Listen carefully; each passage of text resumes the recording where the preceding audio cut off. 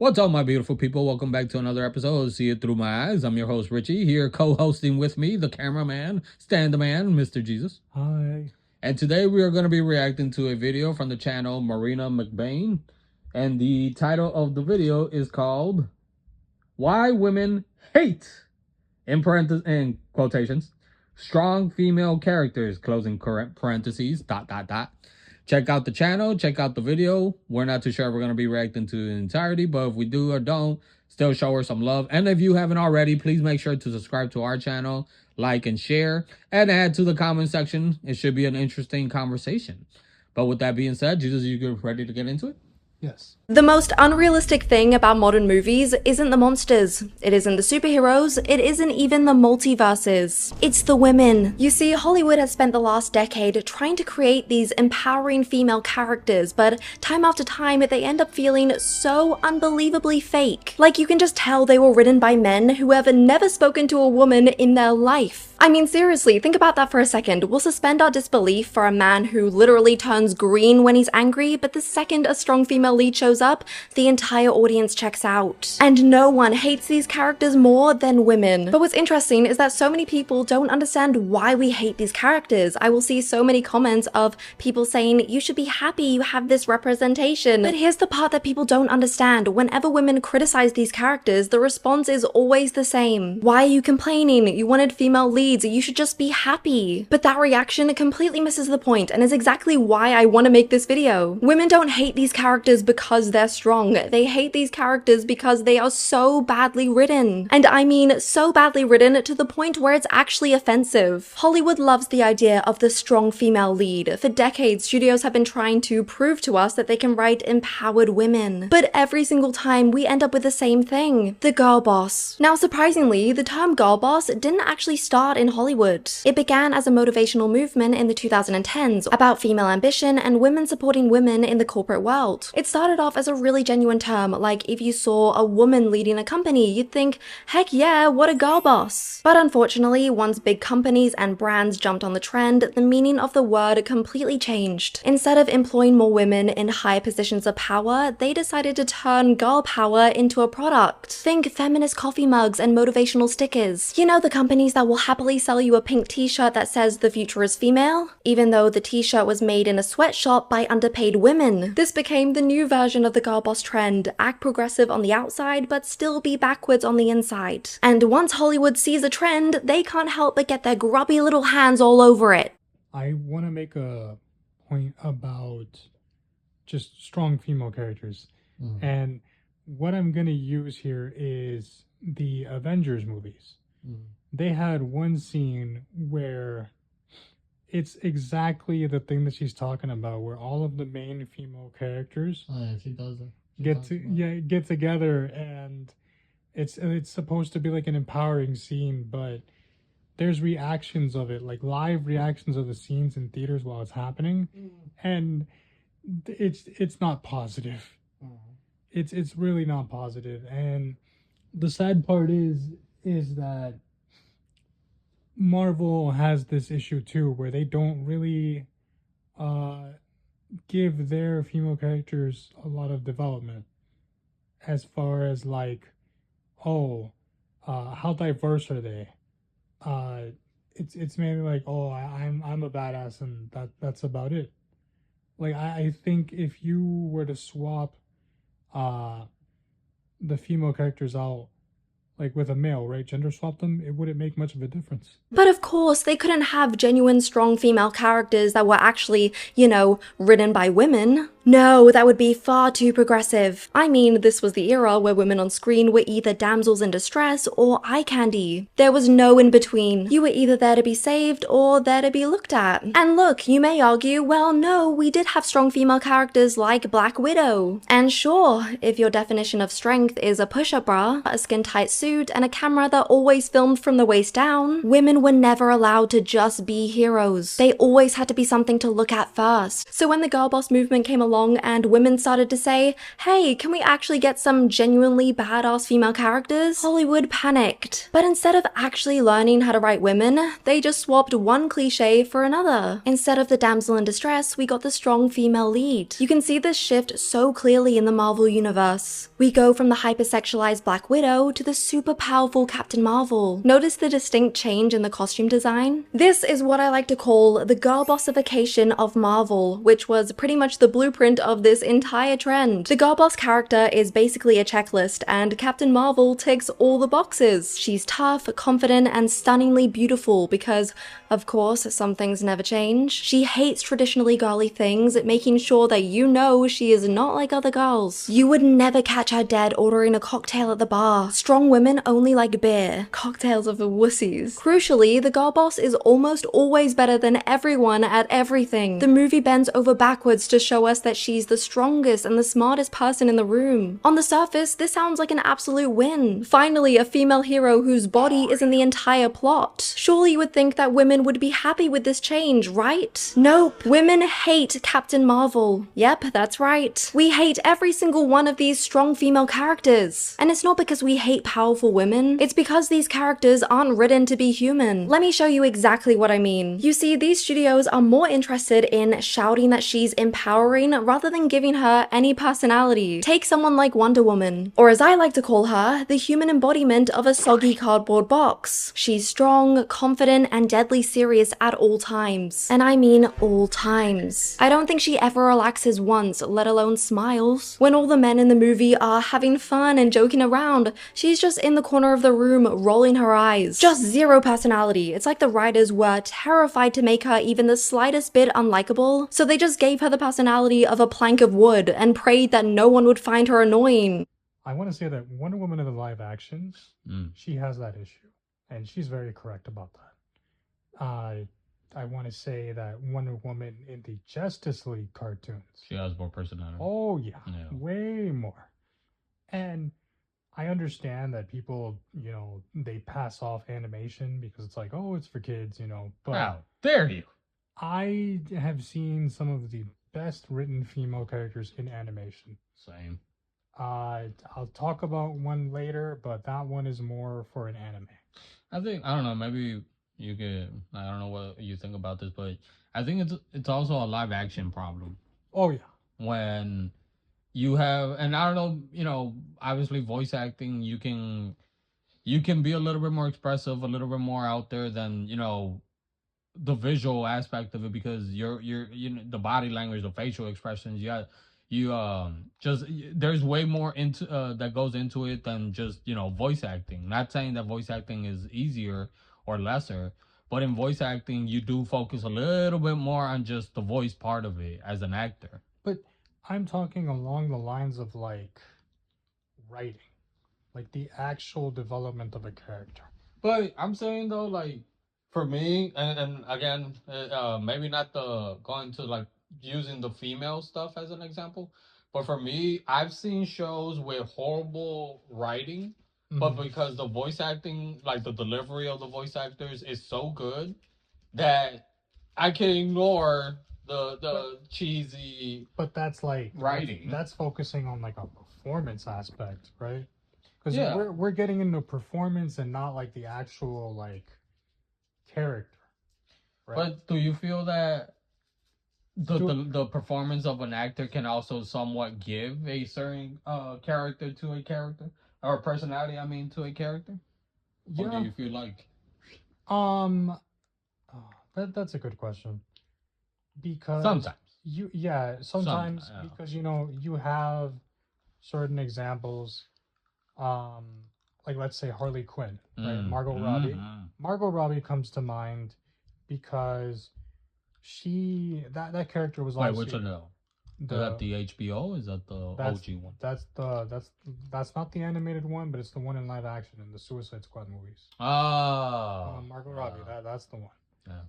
I think as far as like character and how she's portrayed, I think that's the one where Margot Robbie absolutely carries it, and she knows how to make her be tough, funny, like way more than just, oh, I'm a badass, I think it's also how what we are okay with for a female to be. That's true. Um, if we, we either have the baddie or we have the more princess type, soft character. But I believe just by what I've seen online, we have a problem when there's more than those two tropes as of for female characters. When there's more representation of either one. And typically we want either a combination of both the baddie and the princess soft one, or choose one of the two, but you can't have more than that. Whereas with men, you can have the goofball, you can have the geek, you can have the serious type, you can have the wacko, you can have the cocky one, you can have the lame one, you can have the crazy one. Like you get, I feel there's a more variety when it comes to the characters, whether it's animation or live action, that we see. But finally going on to commenting on the first part of Marina's video, I'm one of them that I hate any type of remakes, reboots, any type of movie that is made with the simple with the agenda and the simple and the only um reason is to have diversity. The problem that I've also had with a lot of the remakes. No, but no, you're getting into a different like territory No, hold on, completely. hold on. Let me finish first. Okay, Jesus, go damn. ahead, go ahead. But I'm saying like the problem that I have, that I think it goes hand in hand with the characters that we see now. What she's saying like Captain Marvel, because to me there is no different. Like it's literally the same character that I'm seeing with the remakes of a lot of these modern TV shows. She's gonna talk about a little bit later on, but the remake of Kim Possible. We see it with the Snow White stuff. We seen it with Alice and Wonderland. We see it with all. If you put a female character anywhere, it's always going to be that girl boss, that she's better, she don't need no man, she's better than all men. It's always the same thing. And whether or not she's the main character, whether or not she's an original character of whatever movie you throw the character in, to me at least, it seems like it's always the same thing. And if you make a remake to just add diversity into it, you have a all female cast like what you have with the Ghostbusters, or you have more female representation. That's the problem that I have, that you don't have a diversity of personalities, or you just stick a female character in there just to be like, oh well, see, anything that a man can do a woman can do also. And if you're not subtle about it and you just have to tell me that that's what this character is for, I think that is pretty insulting. Anything you want to add before we continue? Not at the moment. Captain Marvel is on the other end of the spectrum, where they did give her some personality, and by personality, I mean the most irritating character ever made. She's incredibly bland, overly sarcastic, and hates everyone she encounters, especially men. On top of this, she is the most powerful hero in the MCU with pretty much zero weaknesses, which on paper sounds kind of cool. But the issue is, when a character has no relatable struggles, it gives the audience zero incentive to want to root for her. This is the exact same with most of Marvel's leading women. They have no flaws, no awkwardness, no real character arc. They're not people you can connect with, and audiences see right through that fakeness. This perfectly explains why people had such a big issue with that scene in Avengers Endgame. You know exactly the scene I'm talking about. Every single female superhero just happens to land in the exact same spot for this huge girl power moment. It was supposed to be inspiring, but instead it felt like one of those posters you'd see in your classroom that had a big motivational quote about teamwork. I mean, what did they expect the audience to do? Stand up and start clapping? Alright, so you wanted to touch a little bit on that part? I did earlier. I just kind of said that the reaction to that, and you could tell that what they wanted to do when I first watched it. And when that movie came out, they had like theater reactions about it. And that one scene, the reaction was unanimous. It was not positive. Not at all. There was boos, there was groans, It was, oh god, like this is just corny. That's the worst part about it. It's corny. And you can tell, like it's forced. Like why is this even in here? It's not organic. No. Like that's No, that's not what at these all. people writing all this bullshit don't understand, and it's because their number one agenda. Oh, we're going to target the female market. We're gonna market all this female empowerment, and again, typically it's men that have no idea what women or feminism really is, or what women are interested in. We're going to feed this to them, and they're gonna come and So, as someone who, You're a female. oh my god, yeah, as someone who has been reading more manga by women authors, one property that sticks out is the name is called The Apothecary Diaries, and in short, it's about this girl named Mao Mao, and she goes from a poor district. She gets kidnapped and sent to a royal palace, where she is essentially tasked with being their doctor. And she climbs her way through the ranks of the palace by not being violent, not being aggressive, but by being very smart, very curious, and above all else, knowing how to deal with situations without being overbearing. She is one female character that again is written extremely well, from her sarcasm to her more vulnerable moments in the story. I recommend that story if anyone wants to read it. Again, it's called The Apothecary Diaries. It has an anime. It has 2 seasons. Really, really good. I think that we do need more stories written by women, but we need them to be not written in a way where it's necessarily trying to tell a message and just trying to tell like a genuine story. At least that's my take on it. 2 characters that come to my mind, like superhero wise, Raven and Starfire. Ooh. And Terra Mhm. and Teen Titans, OG version.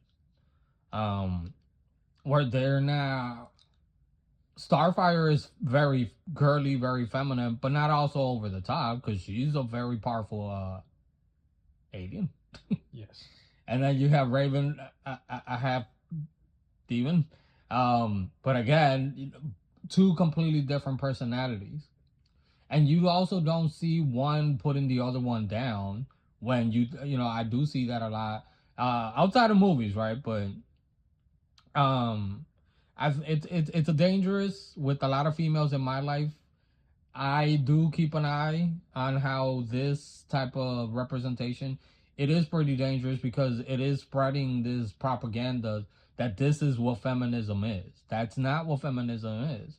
Equality doesn't mean that you're putting men down. Equality doesn't mean that you're better because you have ovaries and a vagina. That's not what equality or female empowerment is. And no, I'm not a female, nor I identify one as. But I've been around with, and I also have a lot of smart, powerful, independent, thinking women who have agreed. I showed a lot of women this video by Marina, and they completely agreed. I tried bringing some of them on the air with me, but some of them are kind of camera shy. But they're subscribed to our channel. Shout out to all my lovelies. But they agree that this is not female empowerment. This is not equality.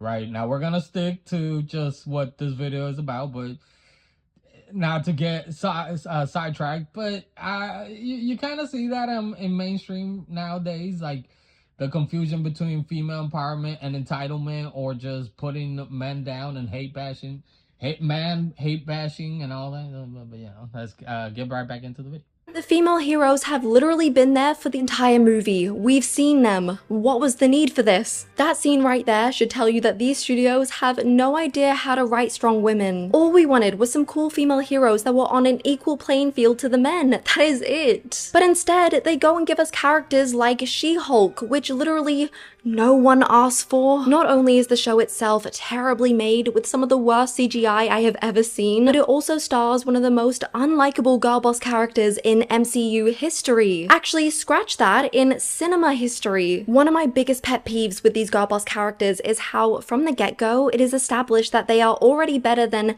everyone else around them. For example, in She-Hulk, we learn that the original Hulk has been through a 15-year traumatic battle to try and master his powers. It was a tough and brutal journey that nearly ended his life multiple times. But then She-Hulk struts in and immediately does everything better than him. She even tells him to his face that the reason why she can handle her anger better is because, and I quote, she's a woman. I wish I was joking. Do you see what I mean now by it's actually offensive? Because this doesn't make any sense. There's no struggle to gain strength or ability. They just make her overpowered because, you know, girl power or whatever. And you would not believe just how many overpowered girl boss characters there actually are. One of the most popular examples is Rey in the Star Wars movies. Rey had the potential to be a fantastic protagonist, but for some reason, writing a good story with a female lead is impossible. So instead of giving her this interesting, brutal, strengthening arc that transforms her into this badass fighter like, you know, all the men have to go through, they just make her better than everyone else. The very same day she discovers the Force, she's immediately strong enough to fight against trained Dark Jedi Kylo Ren. Because that makes sense. She never loses a fight, she never needs help, and she's just immediately a master at everything she does. It's like if I kicked a football once and then a few hours later I was playing up front for Manchester United, just running circles around Ronaldo. It just doesn't make sense. And get this, there's a point in the trilogy where Rey becomes so powerful she can literally resurrect people from the dead.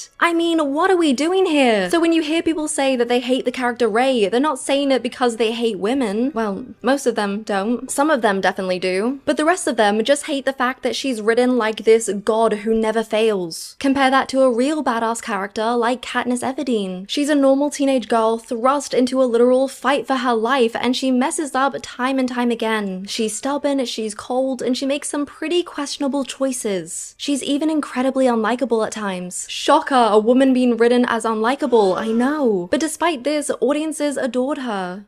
So, after hearing all that, right, she made a very specific comment that It's become an interview with me. I thought about, like, just now. And the question that I have for you is, what do you think about the people who use what is being said here, right, to be misogynistic? You're never going to please those people. You're never going to change their minds.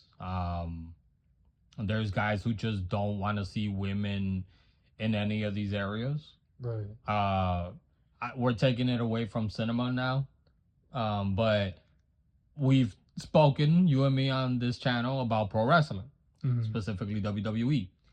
And we kind of see some here and there, not too much, but we do see some misogynism, especially of the older generations, or those who grew up with like the WWF, ruthless, aggressive, you know, women in bras and panties and all that.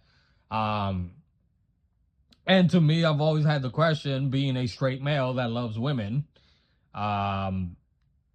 you have a problem with women on your shows? Or you can't get a girlfriend to see in bras and panties that you need cheap porn in your professional wrestling?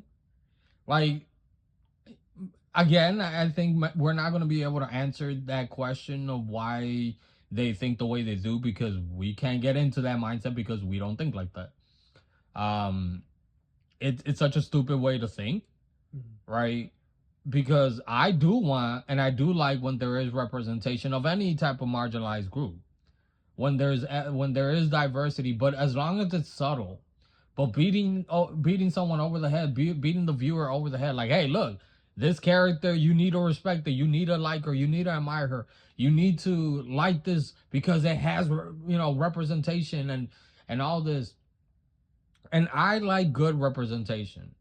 I like a movie or a TV show that's good because it has good writing, good acting, good direction, good, you know, CGI, good at whatever it is. I could care less if it has no women or it's an all-girl cast, right? It's about the story that's being told and the story being told by the characters. That's what a lot of these writers don't understand.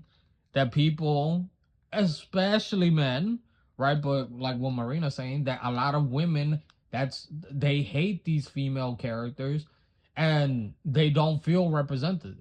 They don't feel represented because it's a unrealistic portrayal of a female in these characters created by men who have to still objectify them, because they had to look good, right? And then you fill them with the most generic "you go girl" type of bullshit, and it's like at the end of the day, that's why you're seeing a lot of these movies bomb, right? In movie theaters, people don't like it, whether it's females or males, conservatives, liberals, whatever. People aren't liking these characters because of the way that they're being written. Now I know I've seen and heard, and to a certain degree, there's probably is some truth to some feminists online who say that, well, it's men who don't want women, on being represented. And again, there probably is that niche audience that don't, of men that don't want women to have those type of roles. But I feel there's also a huge majority of people watching these pieces of media who feel some type of way about these characters, especially characters like I was saying earlier who are remade. Like for example, she doesn't talk about it in this video, but the remake of Kim Possible. Kim Possible, the original one, the animated one, she was already a badass. But she was more than just a badass. Yes. She was a teenager. She had flaws. Yeah. She didn't know how to express her feelings at the end towards Ron. Her best friend was a male, and when did you ever see her putting him down? Never. Like, that's what I don't understand. Both the ones writing these movies, like the people who are pushing both on both ends, the hate, whether it's the woman hate or the man hate, we need each other, as cheesy as that sounds. And in media, what feels the best is when characters like each other or have good chemistry or work off each other very well. But if, like what she's saying, you have Wonder Woman over here just like, I don't know did you ever see the Madam Web movie? Oh god. Yes. Like, even with that character, why do we make these characters so unlikable? They're either unlikable, they're bland, or sometimes all the above. A bit of both, honestly. And that movie was just, I'd forgotten. Modern Family, the character Alex, she's a genius of the house, and blah blah blah blah blah blah blah. But one thing that I know, me included, a lot of people, a lot of viewers and fans of Modern Family, towards the end of the seasons, why she was one of the most disliked characters was because the way that they wrote her, where it was understandable at first when the family would treat her a certain type of way, like she felt like she didn't belong.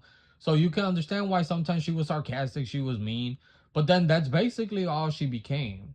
And Alex, at least when she was younger, she was sensitive, she was kind, she was caring, she stood up. She was basically a live action version of Lisa Simpson, and that was likable. But then just later on, she was pointing her nose down at other people and looking down at other people, making fun of other people, just being mean to be mean, and being very egotistic like that. And I saw a lot of females online who, it's because people don't like powerful women. No, it has nothing to do with that. Because Claire or Gloria in the same show are, in my opinion, very powerful characters, very strong women, especially with their partners, but yet they're likable, but they also do what they can to help their families, to take care of their family. They speak up when they feel something isn't right, but they also take responsibility most of the time for the things that they're wrong about. But when you write a character, these female characters that they're right and they don't care, they're unapologetic, how is that different than the toxic masculinity that all of you cry about when it comes to men in media? We'll keep it in media for today. But in media, right, where we complain about those toxic masculine characters, how is that different than these toxic feminists? No, Jesus. but you have a very good point. Plants?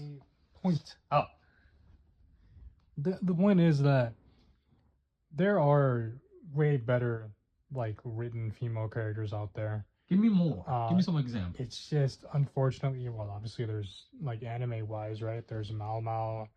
Uh, there's another recent show that's also an anime for me. Freyrin. She's like an elf, lives for 1,000 years and has to deal with like living for 1,000 years. It's kind of sad.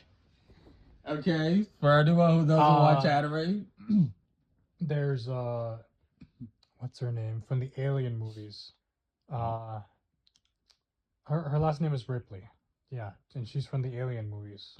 Alien versus Predator. Oh yeah. Yeah, she was like in the old one. She's also a really cool character. Granted, for the time, you know, it was like the 80s, but she still holds up. There's video game characters. I was gonna say Catwoman. Catwoman. She's Yeah. another one. She's another one. What's her name? Black Spider? Is that her name? The from where? Black Cat? What's Black her name? Cat. Yeah. Black Cat's another one. Storm. Storm again. Yeah. Mystique. Storm, Mystique. Rogue. Ah, Rogue. my baby. I mean, yeah. Jean. Jean Grey. Bro, she's literally both protagonist and antagonist in a couple of the X-Men movies. Like, and again, it's not, oh, she's all powerful. I think the X-Men movies had more problems than that. Like, it's not all, she's all powerful because she's a woman and all the other men are, you know, inferior to her because of that. That's what, at least some of us, the healthy men, we like to see that. And I want to believe, at least by what I've heard from other females in my life that I've spoken to, when they feel some type of way about these representations in media, that's what they want. They want equality. They want diversity, not just, oh, throw a woman in there. They want a diversity of different types of women. Because shocker, sit down if you're not. Women are not all the same. I know, right? It's scary. Scary to think. Oh my god. So that's why, like, to me, like I said, using the example of Teen Titans, I like Raven, Starfire, and hell, even Blackfire and I'll bit my tongue, and Terra. somebody's thinking about me, but you know, you have four females, completely different personalities. Starfire's bubbliness, Raven's darkness, Starfire's Blackfire. I mean, her conniving, two-faced, high maiden's ass. Terra, you know, she distrusts society, basically. Completely different personalities, though. And they don't have to beat you over the head. Hey, look, it's a girl. Woo! Strong lady. Yes. Root for her. Yep. They don't make it obvious, and they don't preach about it, and that's what's fun. So you guys can check out the rest of the video. We did about half of it. Real good video. I've been following this channel, Marina McBain, for a while. I think it's a very interesting topic, and I think a lot of men, we need to hear more females like Marina speak on this, because we typically hear women who defend a lot of this, or a lot of women who seem to not understand what a lot of men are, or where they're coming from. Because yes, there is a lot of women hating, women bashing, and why they don't want these type of women representation. But there are also legit reasons that a lot of guys do have. Oh, I forgot about the one character Who? until now. Katniss Everdeen from the Hunger Games. What a Never seen her. great character she is. But yeah, no, go ahead, sorry. No. I like my female characters as long as they're likable. If they're funny, if they're sweet and sensitive, if they're smart, if they're quirky, dorky. Dory, I mean, Dory. another female character from Nemo. Yeah, she's not a superhero, but we're talking about female characters. That's another good representation. In my opinion, the best character of the entire movie, right? But I don't know. For any writers, any upcoming writers, or any writers, I don't know, in Hollywood, I think you guys need to start listening to what actual women are looking for and want to see in movies, whether it's superhero movies or whatever, and what we men also want. Most healthy men, we don't have a problem with women being represented. We just don't want it shoved down our throat, and we also don't want to feel like we are being constantly attacked. You stop adding your political agendas into these projects. Stop adding characters just to meet a quota. And if you support this and you quote unquote are fighting for equality, I don't know what to tell you. Wake up. See the contradiction and the hypocrisy. If we don't want to fit a quota, but yet we are telling people, well, why don't you add a female character? Why don't you have someone of the LGBTQ plus community, someone of a different ethnicity or religion? We're just pushing for to meet the agenda then. Meet a quota, I mean. We're not pushing to make a actual character with actual personality traits that happens to be a female or of this background. So that's all I got to say. Jesus, you got any final thoughts? I don't have anything to say per se, but let us know some of your favorite female characters down in the or comments shows below. or movies. Shows as well. There's a few that I also forgot to mention. Starlight from The Boys, as well as Debbie from Invincible. But yeah, no, that's all I have to say.